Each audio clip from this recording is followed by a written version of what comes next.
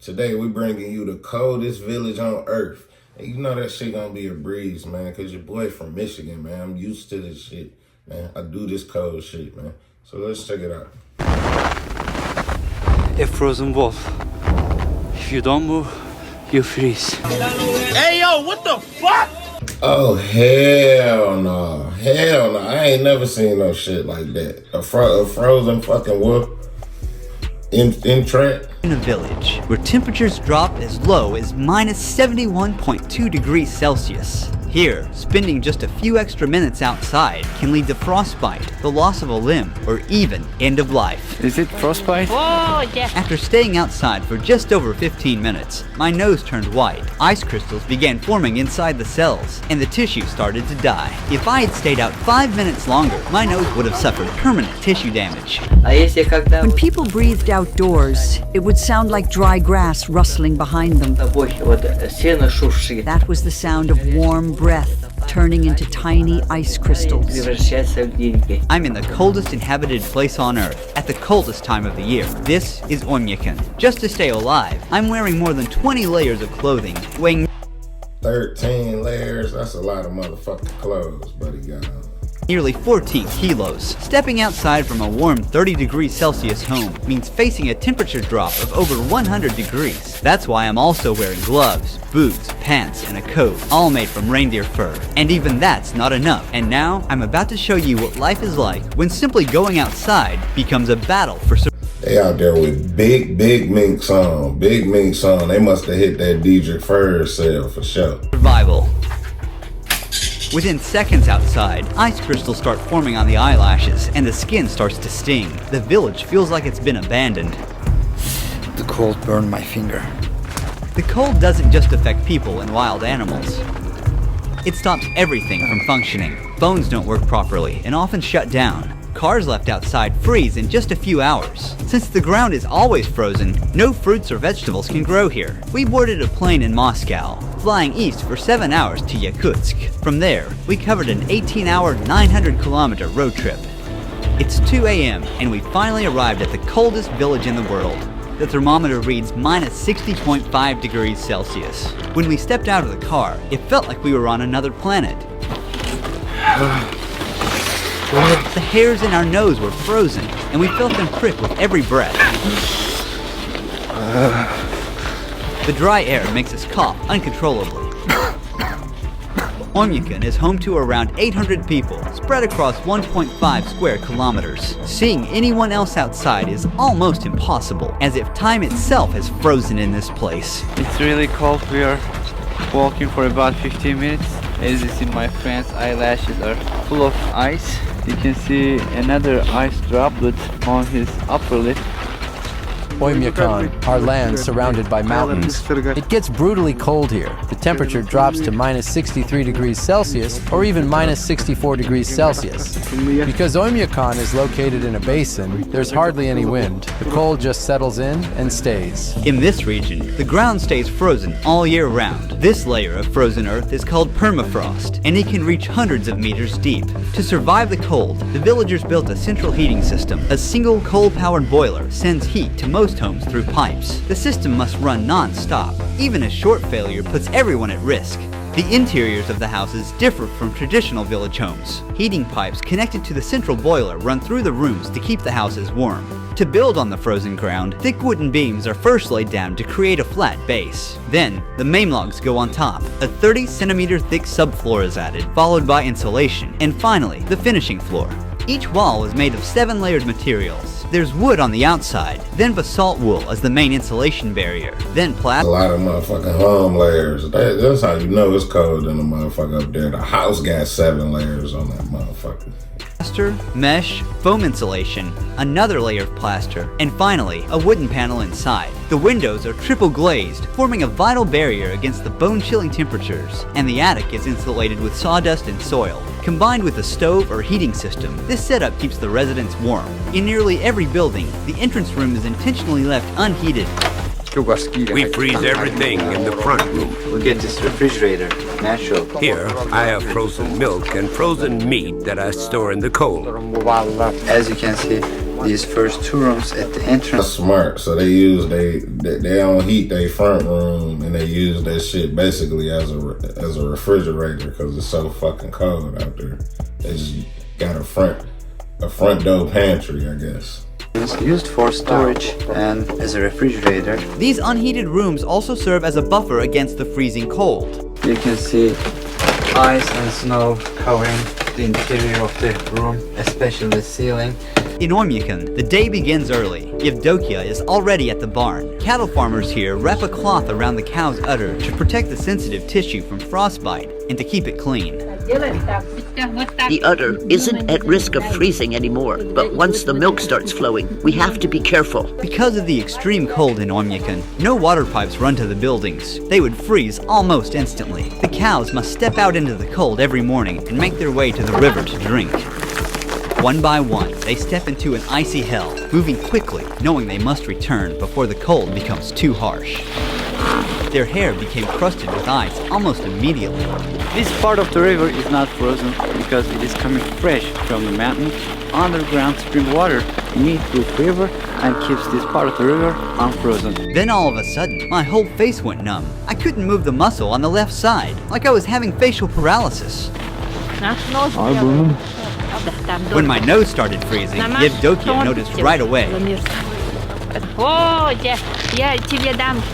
Is it frostbite? Yeah. The cold shrinks the blood vessels and eventually reduces blood circulation. Without enough warmth, water inside each cell freezes into ice crystals, causing the cells to rupture and triggering a stabbing pain and tissue to die. You should cover your face like this. Walk while covering your face.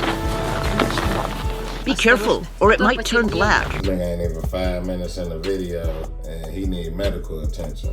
From this point on, until the end of the documentary shoot, I won't be able to stay outside for more than 10 minutes at a time, or my already frostbitten nose could get even worse. But as the documentary progresses, and the temperatures drop even further, we'll be pushing our limits to show you what survival here truly demands. Here is the cure. This is aloe and just alcohol. You soak it like this and apply it to the area that's frozen. And don't rub it, okay? Otherwise, you'll damage the vessels in the capillaries, and it'll lead to sores. Then Yevdokia began her daily chores by hanging freshly washed clothes in the yard. Within just minutes, they completely froze solid. Her clothes are completely frozen. My hands are freezing.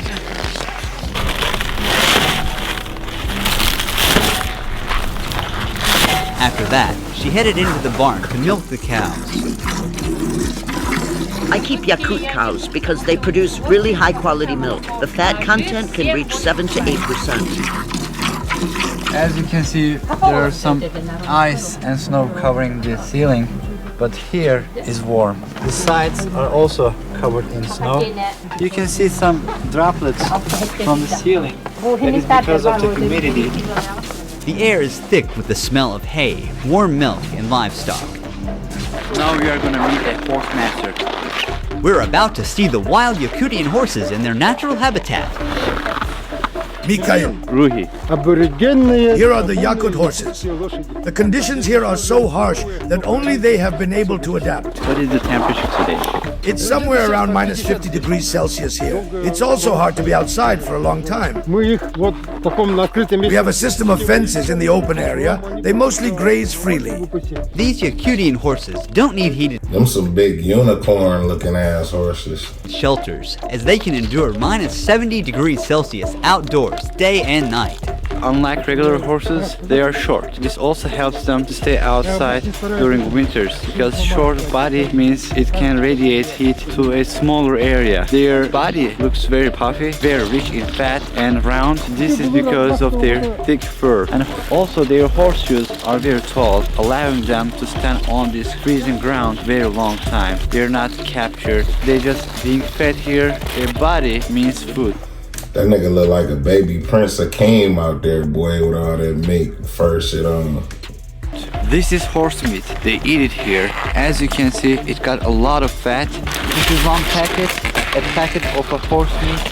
This was ordered and it's going to be sold to a customer. This large pile of hay has been stored since summer. It's the main food supply for the horses during winter. Mikhail offered us a taste of his horse's meat and liver, which is only eaten raw and frozen in this region. Raw horse meat. It's full of vitamins and good stuff. Since we don't have fruit or vegetables here, we get our vitamins from meat. It tastes like ice. I can't feel the taste of it because it is frozen. This is the liver.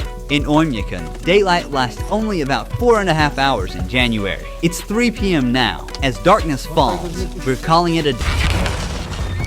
Before cars, animals like horses, cattle, and of course reindeer were used for transportation. Reindeers are very important in this region, not just for transportation, but also for its meat. Nigga, this gotta be the only motherfucking city in the world motherfuckers riding reindeers around that bitch on some Santa shit. Skin and also milk. About half a kilometer beyond the village center, frozen forest of Oymyakon begin. In this village, most people herd animals for a living, but for those like Ivan, hunting becomes the main source of income. I am a man of the forest. These lands are my hunting grounds, and here is my tent, my home. Hey, why they got this nigga voice along like a fucking cowboy or some shit, bro? Who the fuck is doing that? He's making fire now. We need this fire because it is too hot here.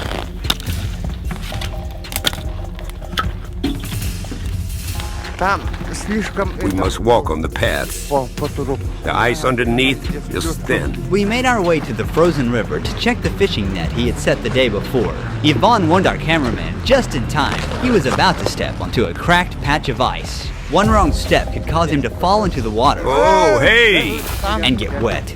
In the winter, when it was just as cold, my dad was out riding his horse in the woods. He fell through the ice and started freezing right away. Realizing that there was no warm shelter nearby and no chance of rescue, he made the decision to shoot himself to avoid a slow, painful death.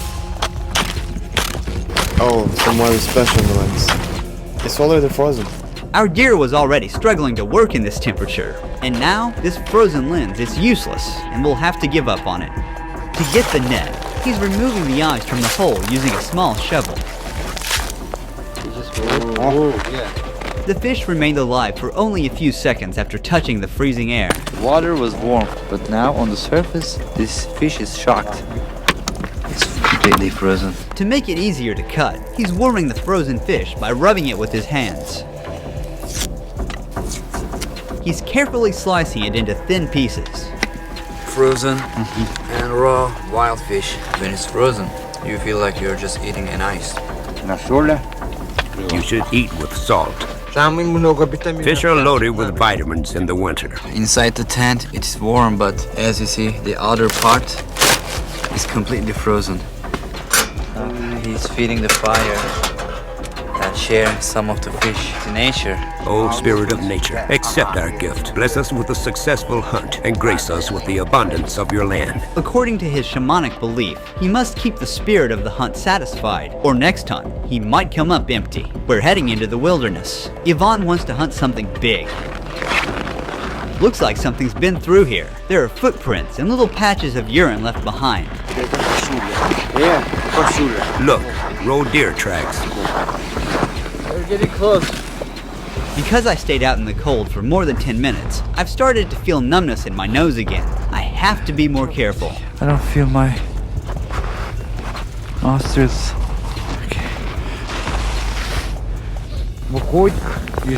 From that side, it ran towards the forest. That's where I'll set the trap. He hopes to catch a large animal. The hunter knows the animal follows the same path every day, so he's placing the trap along his daily route. He's covering the trap with snow. He's using a dog's tail to remove the traces smoothly. We'll return to this spot later to see what he catches. But first, Ivan wants to check the trap he set yesterday. He scans the snowy landscape carefully. Everything here is like a book to me. When the snow falls, I track how many animals there are by their footprints. I already know how many animals live in this area. The Saka are a Turkic people who migrated from Central Asia, and I'm from Turkey, a country whose roots also trace back to the same region. Before we continue with the documentary, I'd like to thank the sponsor of this project and explore how closely I'm connected to these people. There it is, lying on the snow, a solid catch. You got a hare, a very big one, quite enough for all of us to eat. It wasn't the trap that killed it, the freezing cold did as he lay there, stuck and helpless. When them niggas get a kill, that shit is automatically stored good, cause that shit froze off top. That shit crazy.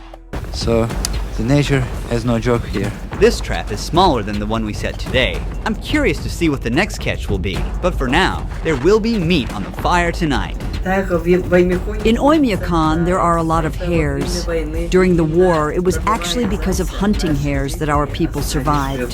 Tamara cooked the hare and prepared a dinner table at her house. It doesn't have any fat in it. It's a very lean meat. Some of the upcoming scenes were among the hardest to capture. Thanks to the help of the Ulangovs, the leading YouTube channel on rural Russia, we were able to make it happen. At the first light of morning, we come across something unexpected near the house, a giant snake sculpture. It's entirely made of cow waste, weighing more than 360 kilograms. It was built by a local farmer. The region's sub-zero climate also makes plumbing systems inoperable. If water pipes were installed, the water inside would freeze almost instantly. Instead, residents meet their needs, such as washing their hands from water they had previously stored in tanks. Our sink is old. There's a bucket underneath to catch the water. When it builds up, we just take it outside and dump it. Once again, the absence of plumbing infrastructure means that houses have no indoor showers or toilets. Instead, these essential facilities are built in the gardens, inside unheated cabins. The lack of a sewage system means that human waste remains where it is accumulated. Since waste freezes instantly upon exposure to the air, it often accumulates into frozen columns, sometimes reaching up to 1 or 2 meters in height before eventually being broken down. When someone has to use the bathroom, they need to put on a lot of clothes, and they must be fast to not get frozen. Using these toilets is never a pleasant experience, but this one is different. It's heated, but the problem with it, it cannot be ventilated as the cold disrupts the heating system. This type of toilet is still preferred to be protected from the cold, despite the unpleasant odor that accumulates inside. To bathe, cook, wash dishes, or simply drink, clean water is essential, but getting it is a whole other process that takes a lot of effort. People here collect blocks of river ice and melt them to get fresh water for daily use. Right now you're looking at a vast white blanket of snow, but under, there's a frozen river, the only source of water. He's using a chisel to cut into the thick ice. You have to work quickly if it's cold. Otherwise you'll freeze. As we carve out solid blocks one after another, we lift them and place them onto the sled.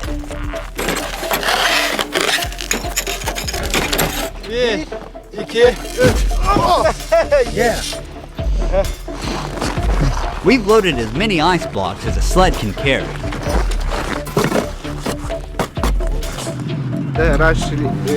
Our ancestors used to transport ice with oxen. Nikolai, how long these are gonna last? I have a big family. It'll last us too, maybe 3 weeks. These huge blocks are kept either in the cold room inside the house or just outside in the backyard. They put them in a barrel and let them melt, and then they drink it. The ice blocks we collected together will not only be used in his own home, but also shared with neighbors so they can use the clean water to bathe. In this village, a bathing routine doesn't start with turning on a tap, but with chopping wood.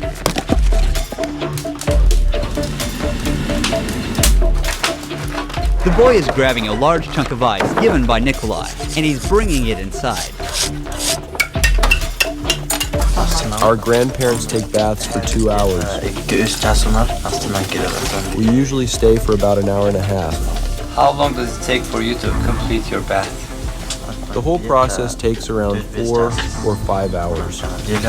We bathe once a week on Saturday or Sunday. Nigga bathe once a week. Nigga What? The next step is to turn frozen shampoo into liquid near the stove. They're rinsing themselves using a ladle.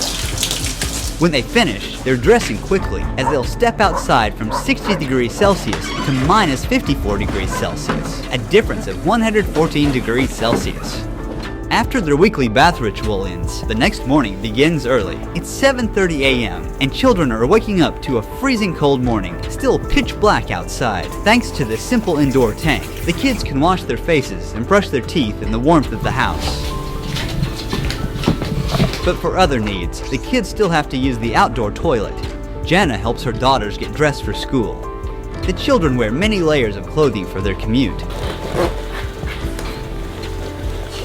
Before they leave, Jana wraps a wool shawl tightly around their faces, covering their mouths and noses to protect them from the biting cold. Now, they're ready to go outside. The walk to school is about half a kilometer. Every winter morning, Nikolai walks his daughters. The school remains open in Oymyakon unless temperatures drop below bone-chilling minus 55 degrees Celsius. Below that point, it's too dangerous to go outside. Today, the thermometer reads minus 51 degrees Celsius. As the kids arrive at school, daily life for people like Yvonne is focused on survival and hunting. Yvonne has got a lot of animals here. He even has frozen wolf. He caught this wolf before dawn, about 2 hours ago, in the trap we set together. It died because of the cold. When it couldn't move, if you don't move in the cold, you die. This is a male one. Ivan will sell the skin of the wolf and take the meat of it and make another trap, put the meat in the trap, and he will hunt a bear. He's showing us his hunting collection. These are the pelts of the foxes he tracked throughout the winter. This one is a fully grown bear. These bears were killed because they kept... Hey, them boys got minks for days. Minks on top of minks, so you hear me?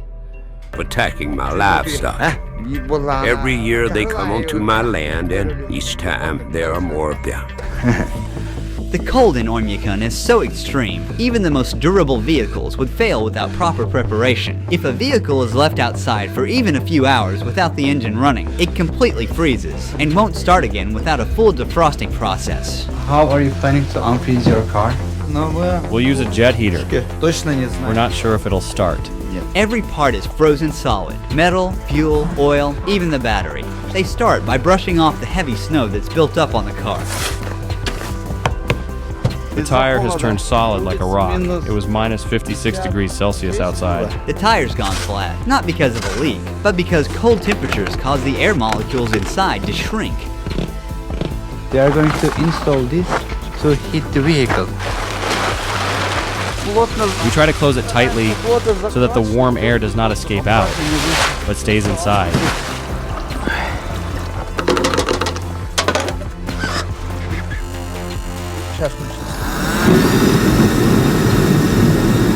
And take this one. It's too cold outside. Because of this, everything needs to be kept warm. Since the car is diesel, the diesel fuel in the tank completely froze. The car will stay like this for about 3 to 4 hours. If a local is lucky enough to have a heated garage, they can store their vehicle there for months without risking the engine. As the car was being defrosted, we made our first stop at one of these garages. The door is very well insulated. There is no open spot in this garage. They use this material. You can see the walls, layer upon layer, and there are pipes here to heat the garage. We heated the car for 3 hours. Now, we're going to try starting it. The accumulator is installed, and the oil level is checked using the dipstick. The first time we opened the door. Great! This vehicle brought back from that. Now we'll try to leave the place. In Oymyakon, survival isn't about conquering nature, but about living in harmony with it. Guided by ancient shamanic wisdom, the Yakut people don't fight the cold. They respect it and endure within its rules. Look, the temperature does not rise at all. Here, even the cruelest winters are met not with fear, but with ritual and the unshakable belief that nature gives as much as it takes. This isn't just survival, it's coexistence. Huge thanks to my dear friend Turgut Ekim, who was with me every step of the way during this journey. He also filmed a video in Oymyakon where he accepted an extraordinary invitation from a local family and captured daily life in this freezing village. Also, while filming with Turgut, we jumped into a frozen river at minus 55 degrees Celsius. One of the most extreme experiences of my life. Yo, that's some cold ass shit. One bath a week is crazy. That they had me at one bath a week. You thought that video was crazy, man. You gotta see the next one. Subscribe, comment, and like.